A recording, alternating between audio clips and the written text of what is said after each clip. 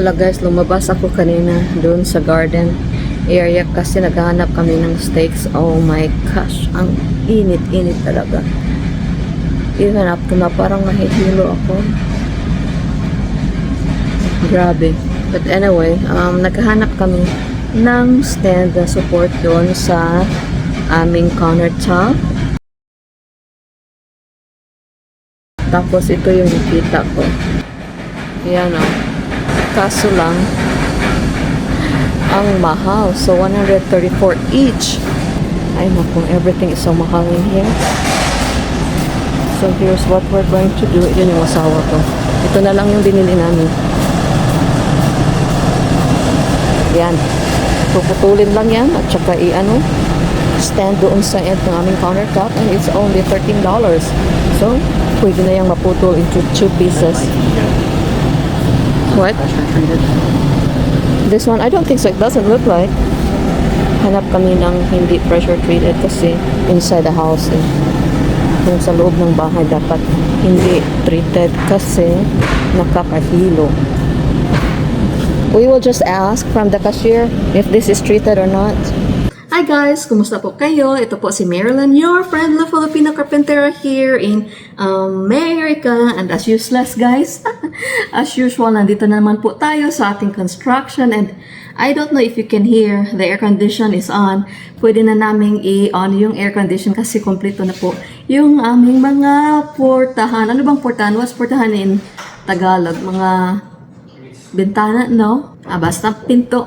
Yeah, pinto. Yeah, pinto. Guys, kompleto na po yung pinto namin. Pakita ko sa inyo, ha? Yan. So, kompleto na. Sealed na po itong bahay namin. And so, on na po yung aming air condition. So, wala nang feeling na parang nasa purgatorio ka. But anyway, guys, just one downer, guys, yung air condition, hindi nila nilagay doon sa designated place na gusto ko doon sa labas. Doon nila nilagay sa aming future carport. Paano yan? Hindi na makakasya yung 2 cars doon sa carport kasi may may air condition na nakapatong doon. Oh my goodness. But oh well, you know, these things are just minor. Ay, concentrate na lang ako sa aking trabaho for today. Okay, so galing na kami ng asawa ko na bumili ng ukay-ukay. Actually guys, bumili ako ng last light fixture para dyan kasi yung pinakita ko last video as if may nanonood. But for those who watched my last video, yay! Congratulations to me! Nakaabot na ako ng over 100 clicks or 100 views. But anyway, pakita ko sa inyo ha. So ito sana yung ilalagay ko dyan sa ating over the sink na light fixture. Kaya lang, number 1 is medyo may kalakihan ito. At number 2 is hindi siya nagja-drive.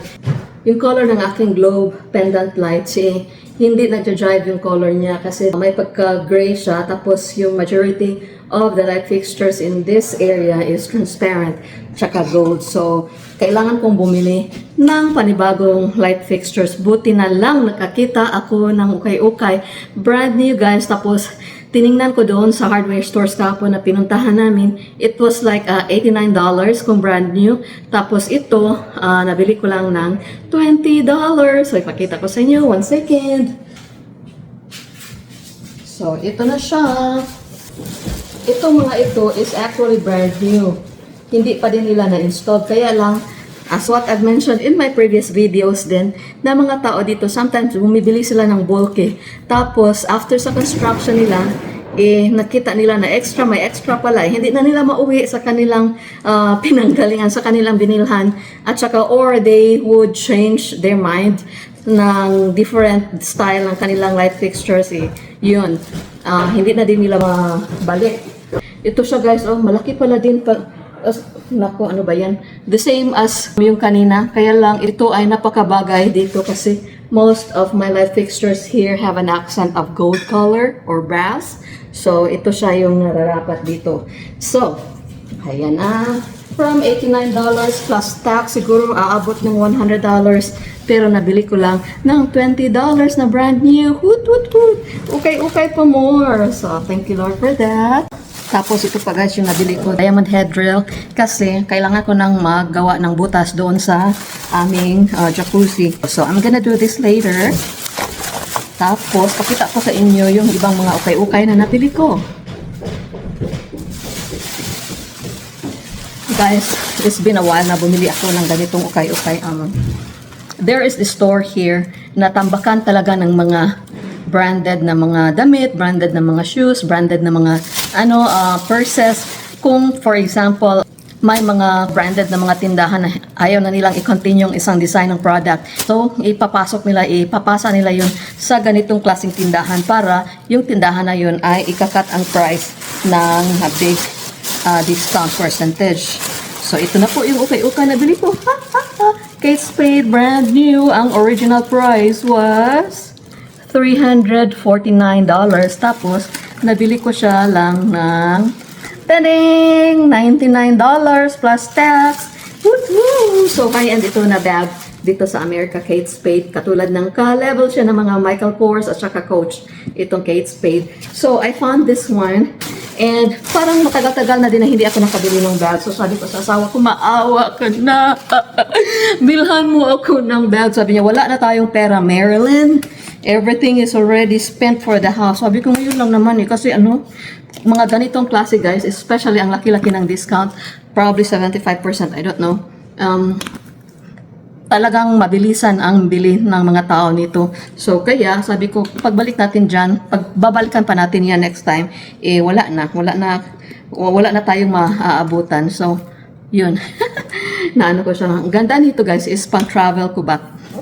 Lagay mo yung mga cellphones mo dito, yung mga suklay mo, at saka mga passports, at iba pa. And it's really coming handy. Yan. So,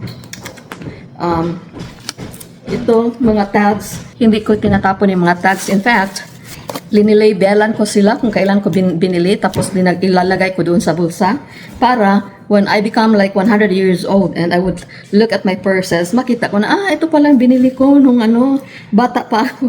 So, sabihin ko dito, property of Mommy Janisha. Joke. What's the date for today, Corey? 28. Okay, July 28th. 2025 at Ross, Westchester. Yan. So, ilagay ko lang yan dito sa aking bulsa and that it will stay there forever. Hallelujah. Ito mga, na ito, trash. So, kailangan na yan ilabay. Tapon na natin ito kasi wala namang use yan. Or you have here for your kindling. Tapos, i-save natin ito dito kasi babaho, especially pag leather yung bag mo. Babaho yung yung bag mo pag walang silicone gel or silica gel. So, together with this, yan yung makikita mo sa mga purses or sa mga bags ko. Tapos, guys, pag transfer namin dito, ipapakita ko sa inyo lahat ng mga collections ko na mga bags. Pero, hindi na ako masyadong bumibili ngayon kasi napurdoy na si Isabel. Parang na-overgrown ko na yung mga noon. Ay, naku, dapat mayroon akong ganitong style na Michael Kors or Coach or Kate Spade. Pero ngayon, hindi na. Kasi, I overgrew it. Wala na akong gana. So, yan. Alright, so, sisimulan na natin na pintalan itong mga drawers ng ating cabinets na ukay-ukay. Kita nyo guys, mga ganitong design, high-end ito. Tapos nabili ko lang ng $500. Pag bibilihin mo ito ng bagong-bagong, it would probably cost mga 3,000 plus. So, I'm so happy na I got this at the right time. Kaya lang, kailangan kong tanggalin ang ating, how do we remove this? Papalitan ko ang kanyang tool, ito. Gawin nating brand new. So, tanggalin ko muna ito, ha?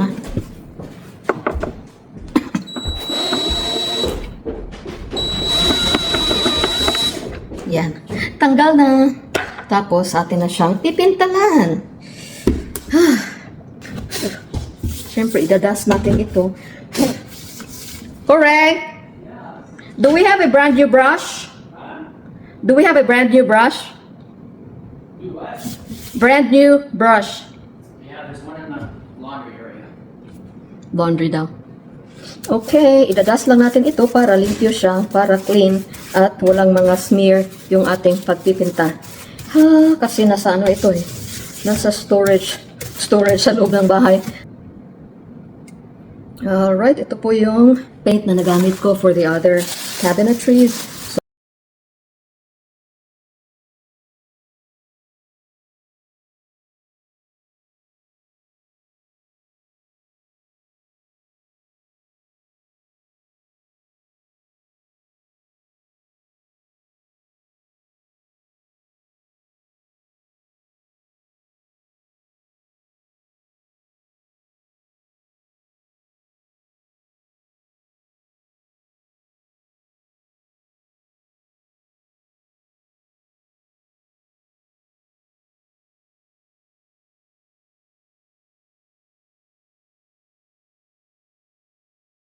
Unusual. Can't really see it too well. Pretty interesting. Yeah, make sure you get over at the bottom there because it's pretty cool. Guys, tingnan nyo. What time is it now? Almost 8. Malapit ng alas 8 ng gabi guys. Tapos tingnan nyo yung sanlibutan namin almost dito sa 9, Amerika. sorry. Or hapit na 9. Malapit ng 9 o'clock. And the sky is turning yellow.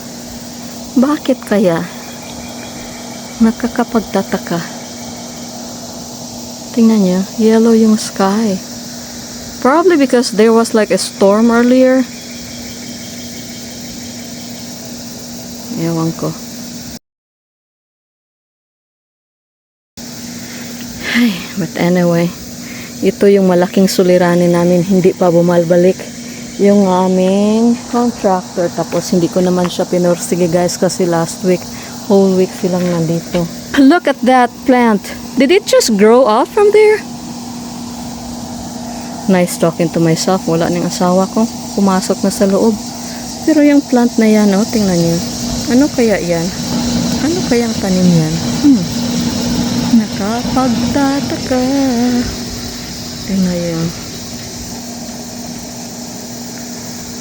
Atmosphere natin.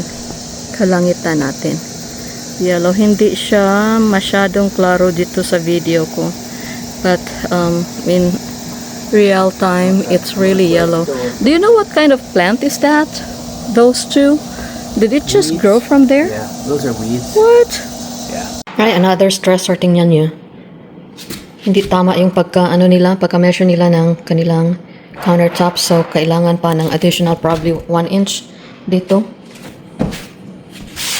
Hindi niya masyadong na-measure. Oh my goodness. This is going to be fun. Or better still, pwede yang i-move. Yan, i-move dun. But then this entire thingy will have to be moved a little. But this is going to be very heavy. I don't know kung possible yan. Pero, tingnan natin kung anong magagawa nila dito. That's for where the ceiling is. You're not recording, are you? I am recording myself. Yan. Very self-conscious itong asawa ko. Hello guys! Ito naman po kami pupunta sa aming renovation. And finally, what did the lady say? Yung countertop namin guys I was really distraught. My gosh, it's like almost 3,000. Tapos palpak yung ano nila pagka-install nila. So tinexan ko yung may-ari. And what did she say, Borg? I can only understand half. She was kind of frustrated sounding at times. But Yeah. says no, it's something about it's not right. They should have been moved over.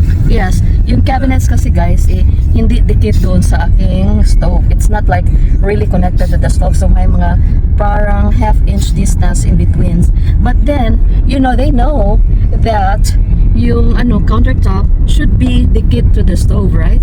And pinalaw nila doon sa cabinets. And so, pangit tingnan na may gap yung countertop na granite doon sa ating stove. So, tinexan ko siya. Said like, this is not nice. I mean, can you please like tinexan ko sa and sinabi ko na can you please go back and fix this one because da. So yun, ayaw man niya guys. Parang naiinis na ako. So if you're spending like thousands and thousands of money for something and there's a little glitch on it, your vendor should go back and fix it. Nako guys, ayaw man niya. O di sabi ko, okay. Sabi ko na, no, you have to fix it. Like, hindi lang piso-piso yung binayad namin sa inyo. We paid like, how much is almost $3,000 board? That's like 150 something thousand. Ewan ko na. Yeah. Times in pesos. So, balikan nyo naman kasi it's just a matter of like moving it. Ayaw niya, nagpagayo siya ng ulo. Di sinabi ko na, I will give you until this afternoon to decide whether you will go or not, because if you will not, then I'm gonna report you to the Governor General and the Attorney General and all the generals in the world, and I'm also going to go to the police station to have you blotted. So yun. Tapos sabi niya, okay, babalik ako, so I will go back, I will go back, but you have to pay me. I will have to send my guys to go back, but you have to pay me $250. Why would I pay him $250? That's how much in pesos? Like 15,000? Kind of? 10, 12,000? Yeah. So sinabi ko sa kanya, bakit ako magbabayad ng how much? 12,000 pesos. Padala ko na lang yan sa Pilipinas. Tapos, Borg, am I bad? But does that make me like a bad person? That if something's wrong with what they're doing, that I have to take an action? I think they should have asked about it. And she Precisely. said, I said they were okay, but I don't remember. Because I only understand half of what she says. So Yeah, precisely. Like, I just... she should have said, oh, the gap, you want this? Then I would have Yeah. said, oh yeah, we need to move that over. But anyway, to make the long story short, so yun, pumayag siya. Tapos naawa naman ako. Sabi ko, sige, instead na magbabayad ako sa iyo ng 250 pesos additional, napunta lang sila doon at iusog lang nila yung countertop, magbibigay kami ng $100 para kawawa naman. So yun, pumayag siya. Pero hindi siya nasisiyahan. Like, ganun talaga guys, pag nasa business tayo, business is business.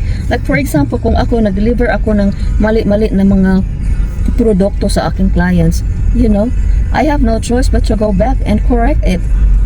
Especially if we're talking about thousands of dollars in money, right?